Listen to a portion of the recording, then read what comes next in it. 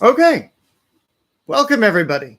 Let's get this show on the road. And I think I made a boo-boo because I didn't select the right setting for this stream. So let's see if I can go back and edit the stream real quick. This is not a stream made for children, so I have to do that. And so we're saving that. And so maybe it'll give me a chat screen. Hopefully it'll give me a chat screen and Mike will come back and I'll be able to see his comments. If not, I blew it again, and all of this was for nothing, and he'll hit me up in chat later. Anyway, so we are talking about the hidden way across the threshold.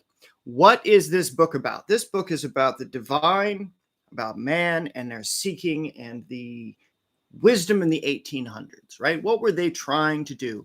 This references theosophy. This references Pythagoras. This references the high mystery orders. This also references the text of Eliphas Levi, which we were talking about yesterday. So with that being said, love is the secret of life. Divine love, absolute wisdom, universal harmony. God has written these truths on everything. Halt but a moment in this mad race. Behold, nature is full of music, of wisdom. This is a positive principle. Discord is a negative. And so in this principle, what we have going for us, what we have that we are doing today,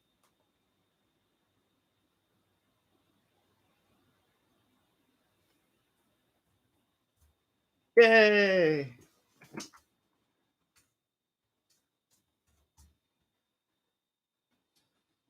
is discussing these principles, right? And so when we read books, right, I love it in the introduction of this. This is from the 1800s. And before I go into depth about, the sympathy between this text and the other books that I've read and the things that I'm working on for this project and this group, is that there are four types of readers with a book, right? There are the sponges, which extract all without distinguishment or quality. There is the hourglass, which receive and pour out just as fast. There are the bags, which retain only the dregs, the spices, and the good, letting the pure wine escape. The sieves, which separate out the sort of true nuggets of pure gold, retain the best only. So which reader are you when you read a book? Are you a sieve? Are you the bag that holds the dregs? Are you the hourglass, which receives but loses all of the wisdom within it? Or are you the sponge, which extracts but doesn't actually get the wisdom, right? You can extract all you want, but until you actually start doing these things, it's not good enough, right? I'll respond to Mike here real quick. He told me that everything is working again. So I can see you in the comments in Facebook Messenger, so you can hit me up if you've got any questions, comments, concerns, or what have you. But too much magic broke the setup I've got going on or something, or just, technical difficulties. Yay for overcoming those. And so let's get back on point, shall we? There is a natural fire of inner light, whose central flame is certain proportion of the internal man towards the external, glowing and growing after its own fashion according to the impulses of the man. From the inner temple towards the outer life, the sacred divine flame eternally consumes the grosser elements, and that through these purifications may be radiated the great sacred flame. And so it's our duty as mystics to conjure the light fire, to conjure the divine fire within us, and to use that as an intermediary. And so what's really neat is that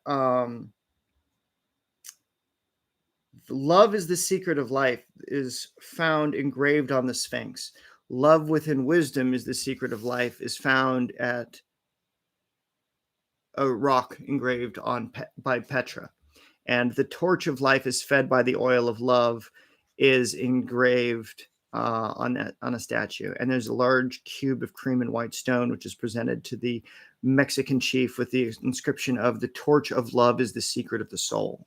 And so what is it that we love? What is it that we do? What is it that we can consume with this information and then put back into the world. And this is a text that gives you the means by which you can examine these things. Examine and think and reflect on the inner mirror of yourself, right? What is the inner mirror? What is that concept when it comes to the relationship between the divine and the individual? Like, there is the 3-in-1 principle of man. It is the unification of their physical body, the divine, and the divine feminine, right? Their spiritual nature, their thoughts and their actions, and their physical body. All of these working towards a nobler pursuit. Why would you do a nobler pursuit? Because that is the thing that will actually connect you to the divine. And so when we use herbs, when we call down the angels, when we call up demons from the other side, right? On page 73, to call up a good or wicked spirit, we need not go in search of him. We need only to create an atmosphere and he will come. To call up a devil is to give way and to create an atmosphere of selfish and wrongdoing. And so this is the thing about the Grimoire traditions, is that there are the perfumes and the talismans of heaven and the divine things that we can use for the benefit of humanity. And there are those books of the black magic and the darkness that seek to disrupt that calmness that we work with as magicians, as mystics, as mages, right? Like, this is the difference of why I am such a stickler for types of understanding when it comes to, there is what black magic and sorcery is, and then there's what sorcery is and does. Sorcery is the means by changing fate, sorting lots, sorting through as a diviner would. And as Alphys Levi says in Transcendental Magic, to divine is to be as the divine. And so to be a God form in flesh, right? To be a God in man. And this talks about exactly that principle. This is a secondary book written just after Transcendental Magic came out. It was in 1869 that book came out. This book came out in 1887. So this is a few years after. This is letting it set into the collective. This is the texts that were available at the time, right? This is before Crowley started doing all of his shit, right? And so we may be rational and moral when it's measured by the interior soul light and the spiritual standard, but irrational and insane when estimated by the opinions of the railway conductor or the steamship captain. For as it is written, our eyes are holden that we cannot see things that stare us in the face until the hour arrives when the mind is ripened, and then we behold them. So we can't look and see this shit until we're ready to see it, right? You could be a steamship captain. You could be a railway conductor, right? This book rails against what's going on in society. Every generation thinks that society is falling apart. And I mean, to be fair, this was a period of the 1880s. So the world was in flux. It was the Industrial Revolution. You have these people that are trying to rehash the things from the libraries of the colleges, and they're trying to put things into a modern perspective for the time, which we carry still today, right? Like the guy that owned I'm going to say it's a guy because there was a name written in the front cover of this. R. Oswald Jones. Well, Mr. Jones, you and I have come to this book on the same days almost. So in 1934 and in 1949. And then almost to the day, like 2 years ago, I bought this book and I started reading through it and I started working through concepts of it.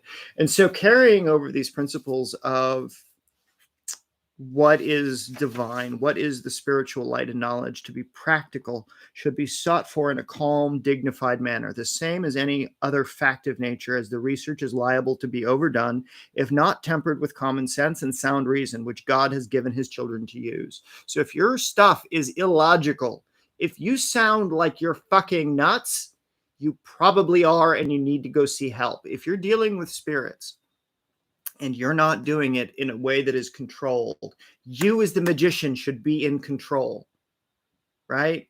If you do not do the prayers to your entities, your deities, your elevated dead, your ancestral dead, your house spirits, whatever they are that are with you, that you work with, if you're not doing those in the prescribed manner of the ancients, and you follow traditions, and you're letting whatever wandering spirit come by and tell you it's a god when you don't do or obey any of the edicts or teachings of that god, god form, goddess form, whatever it is, then that cannot be that god. Not in the form that that god expresses itself through history. That is a hallucination. That is a fragmentation of the divine. That is an ego-driven thing, right? What is really, really interesting is that while you go through and you think about these things, life is not a deep, perplexing problem. So many P's. It is a simple, easy lesson, such as any child may read. You can't find its solution in the tomes of the old fathers and the philosophers and the investigators and the scientists. It's not on your bookshelves, but it's in the warmest corner of the most unlettered heart. It glows in the symbols that the blind may read, a sweet, simple, plain, easy lesson. And when you have learned it, dear brother of mine, the world will be for you far better and happier. And so it's this stuff that we're talking about, the conjuring of magic, the interaction of spirit, the working with spells of forming creation, so that we may create an environment that's suitable for the divine to manifest itself through in our times of need. These are the things that we do as holy men, as holy women, as witches and wizards and wise people. We are applying the wisdom of nature and the inclusion of the divine in everything we do. We are the thaumaturgists. We are the theurgists. We take the miracle working principles that Eliphas Levi was talking about when man can transcend its nature and to become as God.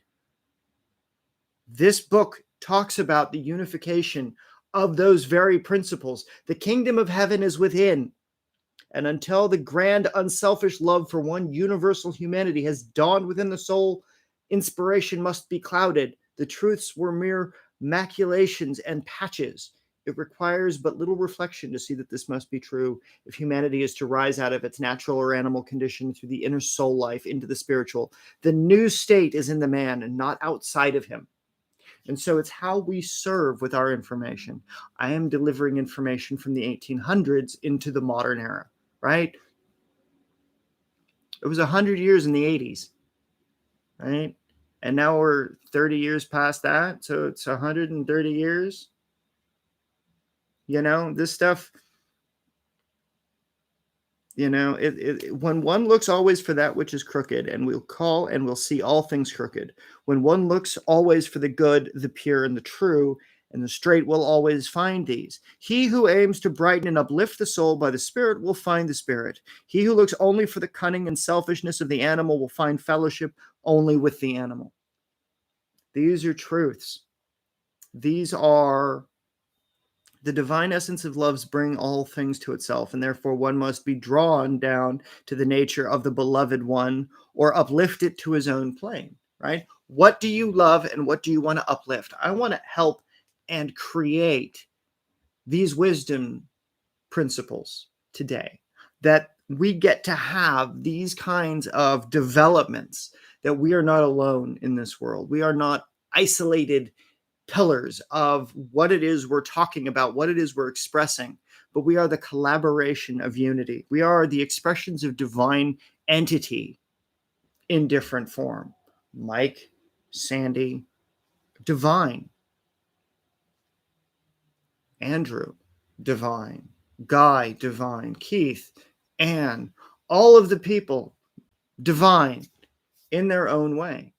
And it's our job as adepts to come to this understanding, to come and apply this understanding in the best and most meticulous ways possible, so that way we don't leave evil error to chance.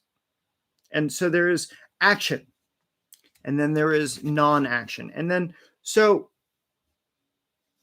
we have to think about What is the action of the spell that we create? What is the action of these things that we set into motion? And so this is what's really great about these, is that action is defined in here. Action, either mental, verbal, or corporeal, bears good or evil fruit according as the action itself is good or evil. And from the actions of men proceeded their various transmigrations, in the highest, the mean, and the lowest. The mean being the average. Transmigrations being how they incorporated themselves into body. They became corporeal beings as expressions of the divine. Nobody ever enjoys or suffers except from the effects of his own action. Everyone reaps the consequences of his conduct. Right? So this is right action, correct action, uplifting, unselfish, reasonable action. As the mystic, as the student of the occult, you're not an edgy motherfucker trying to scare your parents. You're trying to understand the divine. Your languaging is bad if your heart is good. Your language can be as bad as it needs to if you can express your action in your conduct, if you can behave good, if you're not a dick, if you're doing these things to help others, if you're trying to understand these principles and not try to be the most psychic crayon in the box, because that's not a fun job, right? Therefore, considering the misery attached for embodied souls from the violation of their duty and the imperishable bliss attached to them from the proper performance of all duties, and considering also with the intellectual powers the migration of the soul according to its virtue or vice, you should constantly fix your heart on virtue and be always pure in thought, in word, and deed. Same stuff, guys. Same stuff. In the 1800s, same stuff that I just said. Don't be a dick. Do things that are good. Still help out. Try to help your community. Try to help other people grow. And that's why the Workable Witchery Workshop is a community service project. It's an extension of my 501c3 program for the Academy of Sorcery, right? It's infrastructure development. And so what I'm going to be using these videos for, the next step of the project is, now that I've got the emails set up, I was doing all the programming today. That's why I was a little late, other than the technical difficulties with the world breaking, right? Is that now that if there are people that are contributing to their local economy, if there are shops that they like to frequent because they're local, then those local shops can get listed on the database that I'm building, right? And so there's an email there's a phone call I can make and say, hey, look, I'm building a database. Do you sell herbs? Do you sell a lot of herbs? Do you wish to sell more herbs? Great. Can I get your contact information so I can put you on an email, like on a registry of metaphysical shops in that city, in that state, so that people can find you, so that people that find this program can find those stores, so that those people in those regions can support their local region, so that we create a national registry. We create a national support system built on this information, so that we are, one hand lifts up the other, right? If they sell herbs, they want to list, it's a free listing, right? All I need is I just need to know what they stock, right? Like, I need to know their website. I need to know who they are. And so that way we can go through and we can do these things. And so trying to apply right action using these videos, using this content, using this platform as a means to elevate others, right? It's not about elevating myself. I'm just a delivery mechanism. At the end of the day, it comes down to what it is that's going to uplift you in your connection and your seeking of your adeptship with the intermediaries you choose to use between you and the divine, right? And so chapter 2 goes into the God and the divine image, right? God is the spirit. God is love. God is the divine harmony and the infinite internal energy from which all things proceed. God is the absolute in the interior nature. His manifestation is his exterior appearance, right? God being life itself. It is living actively and united with God and inseparably from him, in the same sense as force is united with motion. And it is spiritual substance being an essence of motion from the divine harmony, a divine love. And this is the sensorium of God, is the frequency, frequently called the divine wisdom, is if you are united with your deities, your action is correct, your expression is correct, your implementation is correct, then it doesn't matter what form of God you call it, it is still interacting with the divine principles. It is using nature in harmony and in tandem with what it is you represent as a mystic, right? And so we talked about it a couple of days ago. What is a mystic? A mystic is the individual who knows and has had life-changing experiences where the divine is fact, whereas the congregation might believe or disbelieve, and it's up to them to do so. But those that have elevated themselves out of the congregation and have taken upon themselves the knowing of God, the knowing of the divine, it doesn't matter how far away from the divine you get. It says in here, 130 years ago, the greatest sinners can become the greatest saints. Like Cyprian the Mage, who was a celebrated black magician, demon summoner, and necromancer, becomes a saint of the Catholic Church, becomes the Bishop of Antioch, right? There's books of magic dedicated to his practices. You know, man and his creation as a physical being is no more nor less than an expression of the spiritual idea. For matter without the spirit is dead, and all ideas of life and motion must have originated with spirit before they could be expressed as matter. Though man had never been incarnated in matter, the seed idea or ray has always been and will be everlasting in the realms of spiritual entities with God. The law that rounds a dewdrop shapes a world. And the same principle which constitutes the formation of one prevail in all the systems of resplendent worlds. Right? And so, yes, there is a God, a singular thing from which we all manifest. Call it light, call it the particles that hold the universe together, call it the gravity of the balance of all things, right? And again, you know, God is the spirit. The darkness of a shadow must correspond in intensity with the brightness of its light. And it is only through full knowledge of one that the other can be duly appreciated. And the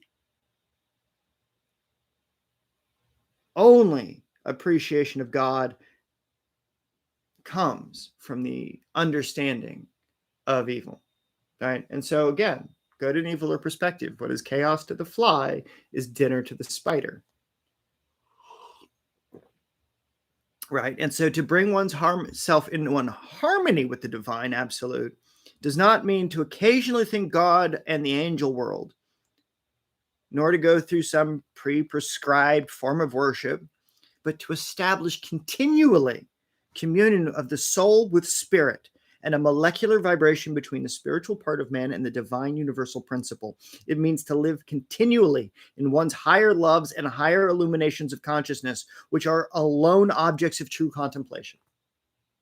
What does that mean? You're always a fucking wizard, Harry. Right?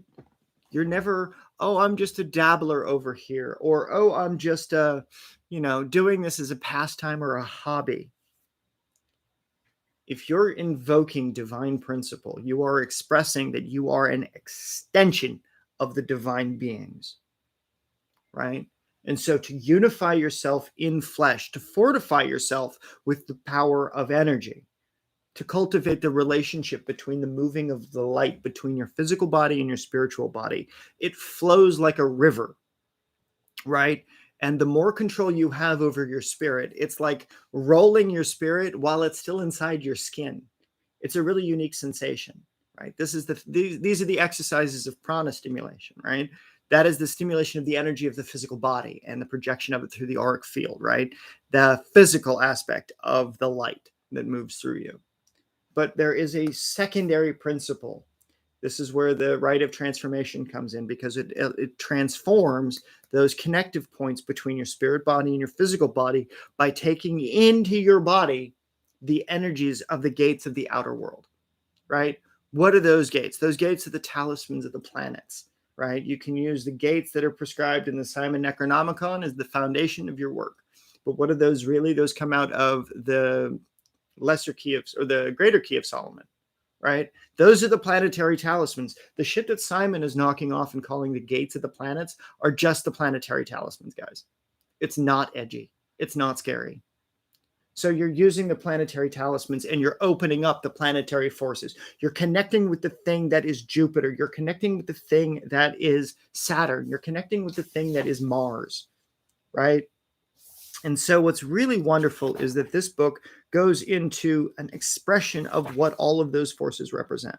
And it is found within the planets Saturn, Jupiter, Mars, from the Trinity, analogous to water, air, and fire, with the colors of gold, purple, and red, right? And so the original flame is not decreased, nor is the power thereof, nor is the brightness thereof lessened. Thou mayest light many lamps from the same flame of one, yet thou dost in no way diminish that first flame. So long as the fire burns, you can enlighten others, right? But you have to stimulate the divine fire within you, right? There are mad magicians I talk to that are neurodivergent, right? And they let the voices overrule them. They let themselves become led by random spirits. What they think is God is just aspects of themselves that they haven't come to terms with yet, or they haven't assimilated into themselves yet, because they're so hot and bothered to be as psychic as they can be, but they don't take the time to study the precautions. They don't take time to study the foundations. They don't listen. And so the idiot student that thinks they know everything because they become a student and they're only missing a few things, they don't understand it is a lifetime pursuit. And it's not to discourage the student, but it's to correct the student as early as possible so that they have the opportunity to become as adept as possible and enlighten others so that their flames don't become diminished by insanity or madness. So yes, my work is quite literally built upon the work of the 1800s, which is built upon the work of the 1400s, which is built upon the work of the ancient days. Studying Greek, Egyptian, studying Hebrew, studying Chinese Taoist philosophy, right? The Taoist canon is one of my favorite books. I just don't reference it very much because that is a whole ball of wax. And I don't want to piss off the friends of mine that are actually initiated into things like the Maoshan School of Taoism, or like that are never going to be initiates into a singular school, but they will take the ideas and they will incorporate it into their own living practice and become Taoist sorcerers and magicians of their own volitions, right? And so what is nice is that the great infinite mind, without visible body objectives, being a dual body of spirit, also is harmony, love, mind, will, idea, and motion. At conception, idea and endowment of life for the human race. When it becomes in unison with anything in nature, conceives, creates, and sets into motion a being, right? And so you take these principles of the outer world, the Saturn principles, the Jupiter principles, the external times, the angles at which they exist in heaven, and we call them down into our space so that we set the space accordingly, using the perfumes, using the symbols, using the metals, using those relationships and events like we talked about a few days ago. When it comes to the interaction with the mythology systems, when we bring in the divine and we reenact the plays of the divine, right? We engage in some element of the mythos. So if I wanted to summon up Achilles' spirit, I would get a replica of his sword. That would be the thing that I would put on the altar and say, by this sword, which did go to Troy, I'd get, and, like, I wouldn't necessarily use an arrow because that would just be kind of cruel. The same thing of like using the crucifix for the reminding of Christ, right? Like, you died on it. You don't necessarily need to replay it, right? So it depends. Like, what is a river of souls? What is, a river of souls is water that's contained a lot of dead people. Well, Acheron, and what's the other ones? Lethe, other things like that can be recreated. You can create the conditions whereby those energies can be evoked through an intermediary. And so that mixture that I have, where the water in the grave dirt and the graveyard and all of that is contained, that's the water of death, right? But it can be given new life when you mix it with clay, and that clay can then receive a spirit, or can receive the ingredients to make a spirit, which gives it a body, which give it a form, which give it a life, which give it a perspective that you can then send loose from its form out into the world to go do what you need to as an intermediary. So therefore, we are concurrent with all of the things that I've talked about this week, using the principles of transcendental magic, using the principles of these higher concepts, interwoven into flesh, interwoven into the talismans, interwoven into the phylacteries that you use, the things that protect you, the amulets, the talismans, the totems, whatever it is that you're doing.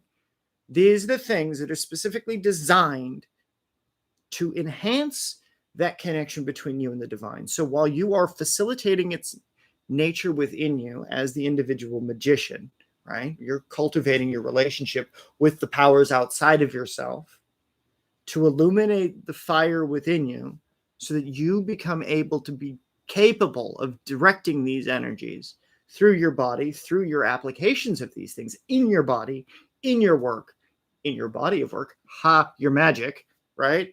As you go and affect the environment in accordance with your will. These things are not separate. Everything that I've talked about this week is a reinforcement of the idea that you are an expression of the divine. You are a God form in flesh. You have to figure out how to tap that power while you're still alive, to serve others with it, to master it, so that way you become adept and you become capable of talking about it in a way that illuminates others and doesn't diminish your own. It doesn't tarnish the mirror of your own reflection by the words that others say, by the things that others advise, by the things that others seek to illuminate or uplift you on, so you have more of a focus. So you're not being led astray by the very spirit that you want to work with.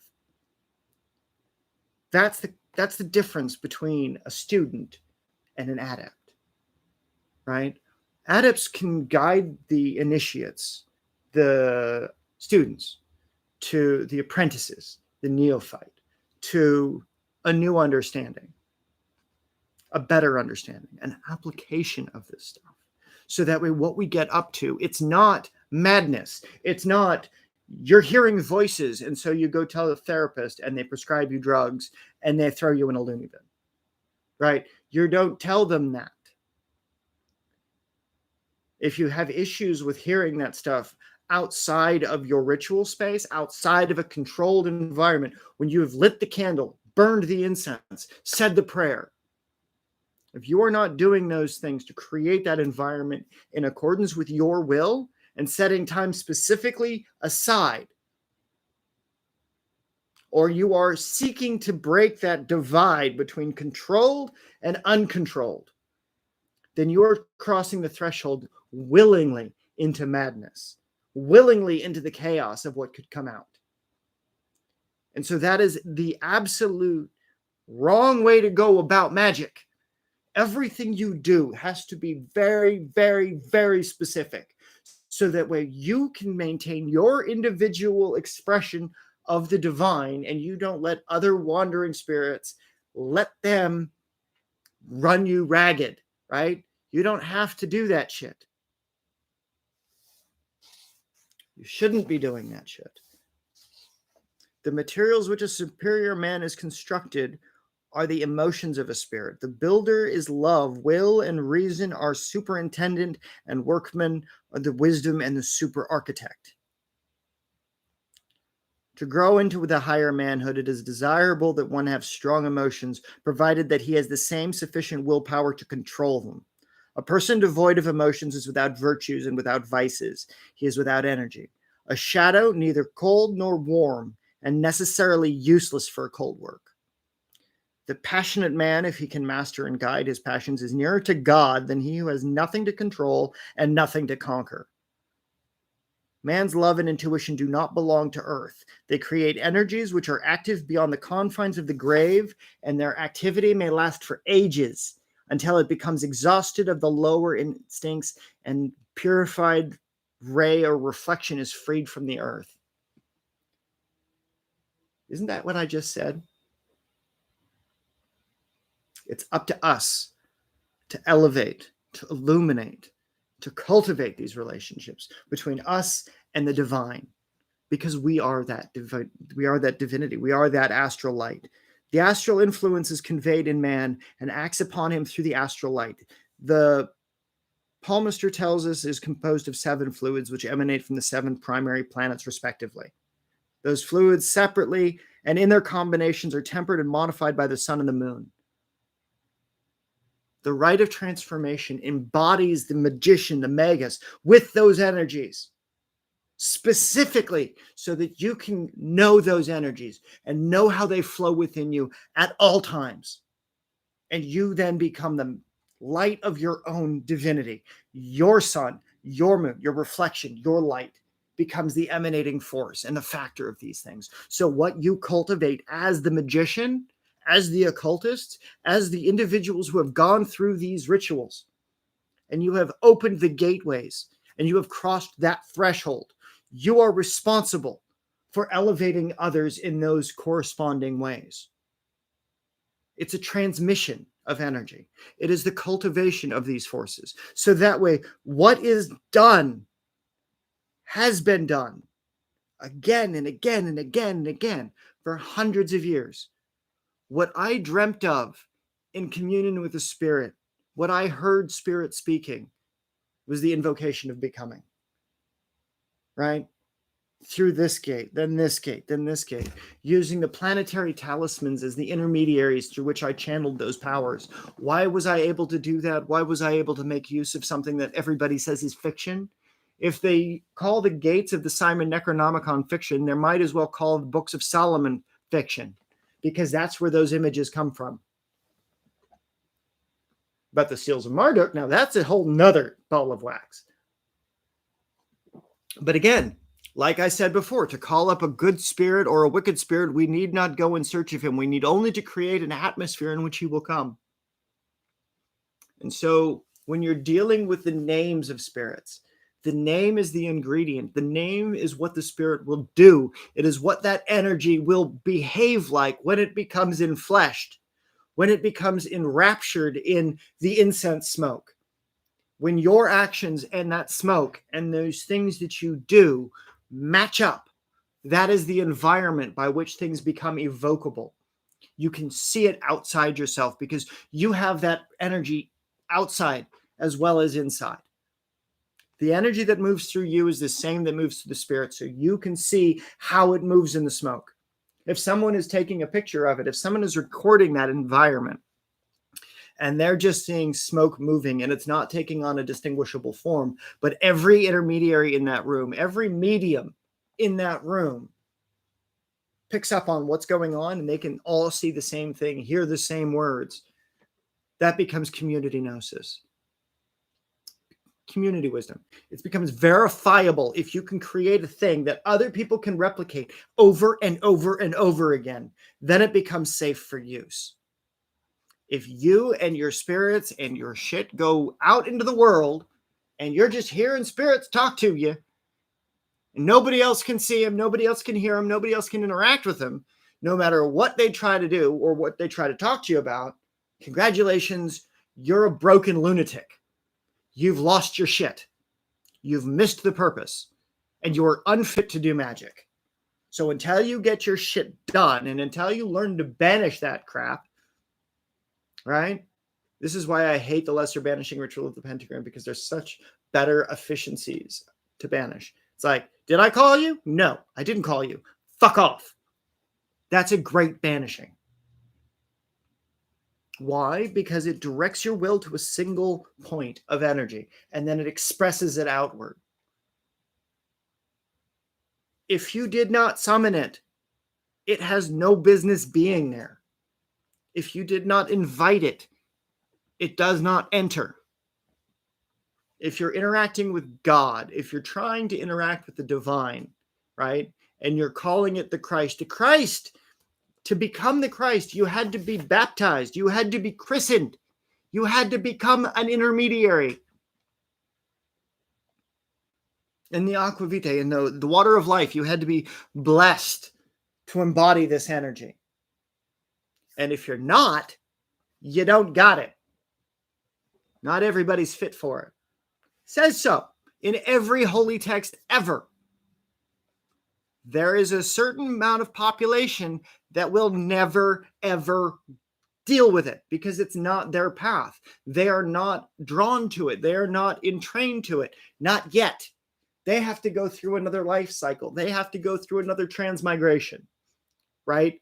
And so to be able to do that, to be able to cultivate those relationships between God, between the divine feminine, which is the word, right? That's what's really great about this book, is because it balances the sexualities. It embraces the bisexuality of the Adonai, the divine feminine, the masculine. These are not separate principles. These are entwined principles, so that what we're getting up to, men are capable, women are capable. The people that are in between are confused. Are they men or are they women? Are their bodies the wrong way for what their spirit is manifesting as? And do they need to physically change their body to make it match their spirit? Great, do it. Whatever. Don't be a dick about it. Don't be a dick. Because we talked about it. Your actions, that matters. Why you do stuff matters.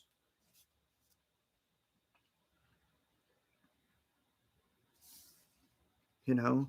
And here's the thing. When Moses smote the rock in his wrath and the Christ blasted the fig tree, their spiritual work on earth was ended. All Hierophants, adepts, and anchorites know that through their anger, passion, and bitterness of any kind, all spirit is hindered and the higher forces are temporarily broken. And if in a mood of passion or violent anger, the operator or adept calls for spirit and the higher force to unite and give them their action, they act for the last time through that individual, but rebound and take flight from that adherent inharmonious of that soul and body during its natural life. The spiritual reign with that soul, so long as it remains in the mortal form, is ended then and there. Eli, Eli, lama sabachthani. My God, why hast thou forsaken me? A very large part of the human race do not desire advanced thought, nor are they inclined to think for themselves. One is moved with wonder at the great deficiency of the new thought simplified, or of any aptness or fertility of the mind among the vast multitude of the human race. This is especially marked on newer thought of religious things. Apparently, one half the world fears to think, while the other half claims to not have time. All are prone to follow the bellwether like a flock of sheep, no matter what inconsistency or absurdity, even to danger and even to death. No man who is a shedder of blood or an eater of unclean flesh will ever touch the center secret of these things, nor hold within his hand the mystery of life and death. No man who has not grown gentle and kind, controlling all anger and boisterousness, can ever lay hold of the knowledge of the tree of life. Hence it is written in the holy city, without our dogs, etc., etc. For the foot of the carnivorous beast cannot enter therein, and nor shall the lips polluted with the blood pronounce the divine name. The perfect spiritual living men, or humanity in paradise, made in the divine image, was given as meat the fruits of the fruits of the trees and the grains of the field. Then men were content with the foods which nature freely bestowed, for the body's appetite knew no law but that of spirit and healthy intuition, and obeyed the impulses of the God within. The trees in the Garden of Good and Eden, or the Garden of Eden, right? To know Eden, to know paradise, right? To know the replenishment of nature. Nothing has to die in order for you to eat it. There's the rice, there's the proteins, there's all those things in nature that you can make. There are the things that come secondary from animals, right? Why do you have to kill something in order to enjoy it? Do I like steak? Absolutely. Is it unclean technically? Absolutely. Why? Because something had to die for it. And so these are the things that we have to think about.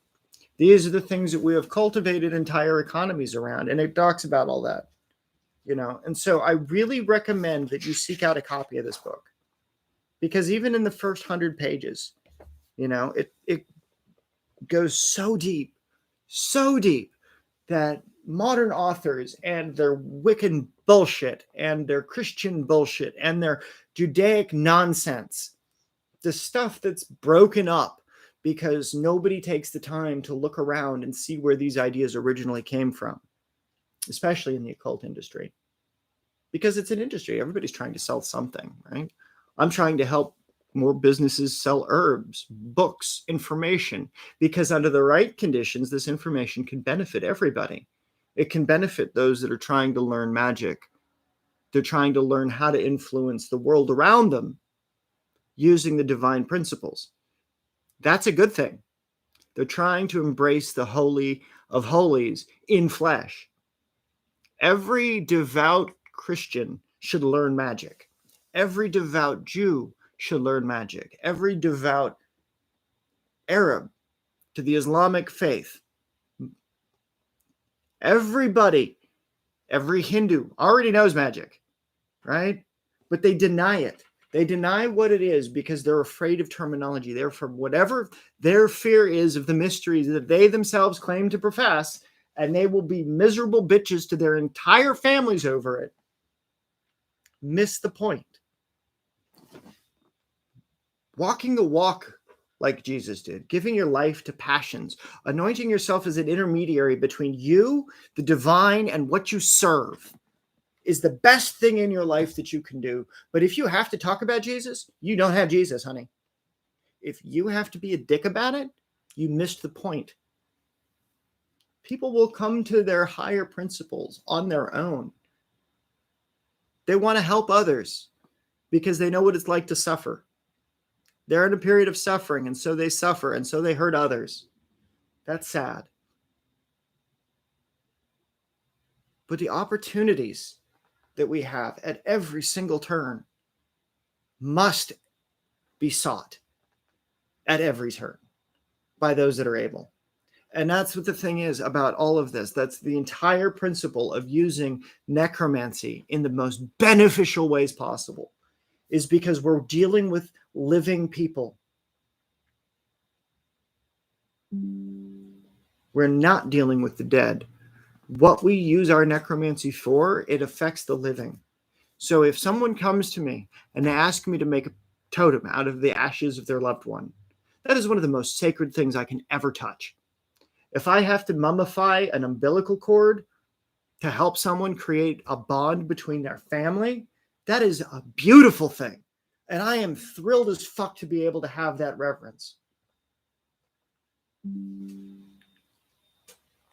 know, and it's like, I absolutely love necromancy. I love dealing with the dead, the spirit, and being able to recall that spirit through a form of transmission, be it the dirt, be it the clay, be it the bones, be it the ashes, whatever it is, temporarily restoring to them some numinous, some aspect of that magnetism that they held in life, so that way that object is then able to trigger within the individual who sees it those answers, those responses, that connection to the living individual that was. It is a cycle. We do necromancy to interact with the spirits of the dead, to get information for the living, to cultivate the relationship between the living and the dead. Priests should be necromancers. Good priests, real ones, should be able to lay their hands upon the dirt and say, "Come forth, spirit from the earth. Return to form temporarily so I may seek your aid." So that you can revisit those who you lost in life. And that they may as you transmigrate yourself, give them a period of healing. Give them the dreams of healing. And these are the things that the disruptive magic, the black magic, does, right? They'll go and they'll put the phylactery into the mouth of a corpse so that that individual spirit is then forced into the dreams of the individual for whom the phylactery was made, or for whom the talisman was crafted, right? Or for whom the totem is made. And so using these things, physical objects that have been made sacred, blessed by sacred word, right? Followed up by action, Where is it going? What's it made out of? What are you doing with it? Right? If you go to Walmart and you use store-bought pens to draw your sigils, or you're using pencils, your shit will not work. Very rarely. If it does, you're dealing with a form of mild hallucination. This is energy. If you're not grinding to some capacity the physical environment to become an extension or an expression, you get more magic using quill and ink than you do with bought pens. Why? Because you have to dip.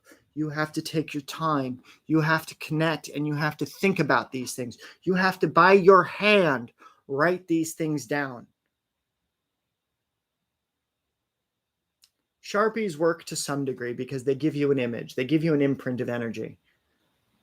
It doesn't work as well when you understand. Like, comparatively speaking, the inks that I use, these, stuff that I've made, compared to an ink pen, I can't feel the vibration of ink in this. I can't. It's dead. It doesn't exist.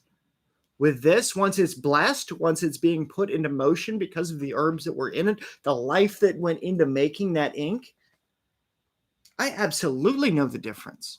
So even drawing something out is an act of necromancy, because you are drawing out the spirit and creating with it the pigment of the mineral, of the environment, that situation is a replicated thing of. This is why if you use pigments made from your local area, paint made from minerals sourced from your local environment, the art carries presence. The power of it carries spirit and a vibration and the nature and the application and the reception of this divine principle of nature and God and you and your intent and the manifestation. If you try to cheapen it with just store-bought materials from Walmart, I understand times are hard and you don't necessarily know how to grind down ink from iron ore, mix it with some vinegar to make an iron oxide that you can then write with. And then you can write characters of Mars using an oxide. That you can make an iron gall ink by taking the gall nuts that grow on oak trees and boiling them down and creating a paste using gum arabic. And then you thin with water, and then you draw out your holy characters.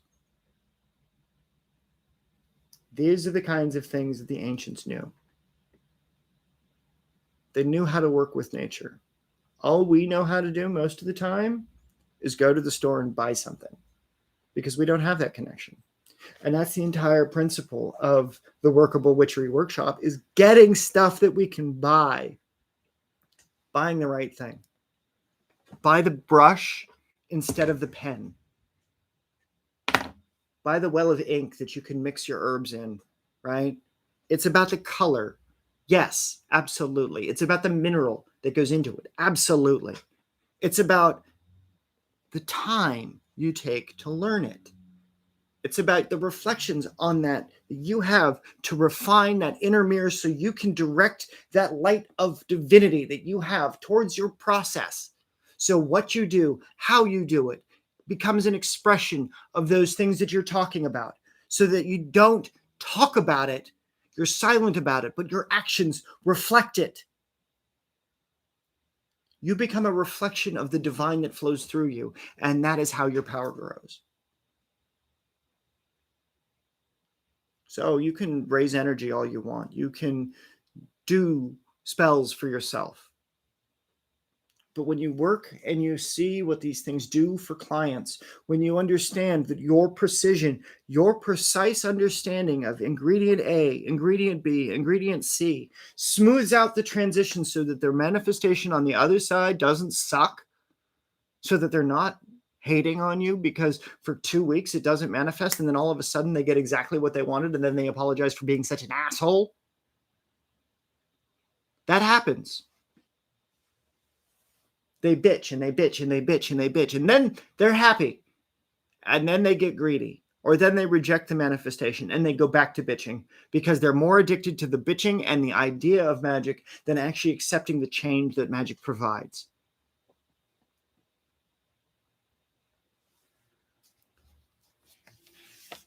And so I'm going to leave you with that. You know,